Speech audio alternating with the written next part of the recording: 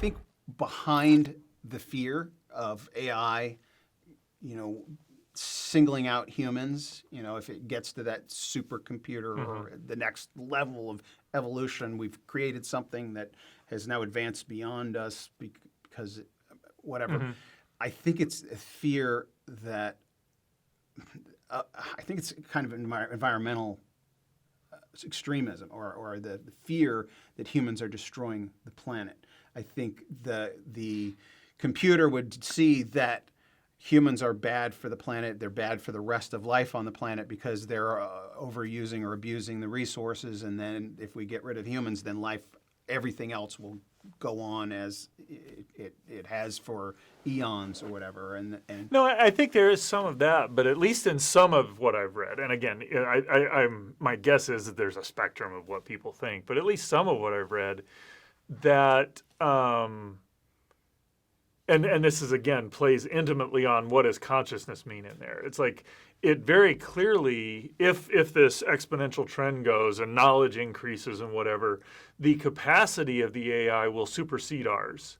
And there, like we have chess programs now. It was a big deal for chess programs to beat human chess players. Now, the one that's on your phone, they have to throttle so that we can even compete.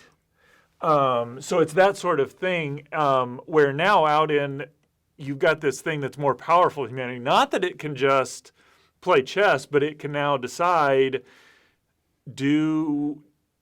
it's got to decide what to do. And if you're not careful, it fulfilling its mission could wipe humanity. The example was, learn how to do this handwriting. And so it develops an AI that learns how to do this handwriting. And ultimately, in figuring out how to do the handwriting, it needs more resources. And it realizes not so much humans are bad, but humans get in the way of they are using my resources. And so it's those sort of... So it's the command that it's given could push it in a direction that's detrimental to humanity.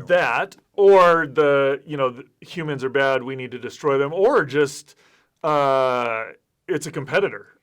So my guess is there's probably a big range of how people come to get that.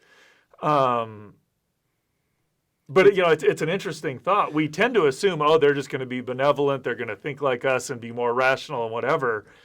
I think that's what Hawking and various folks who are concerned about that, it's like you assume a moral trajectory that will go with that there's no basis for that that assumption. Right.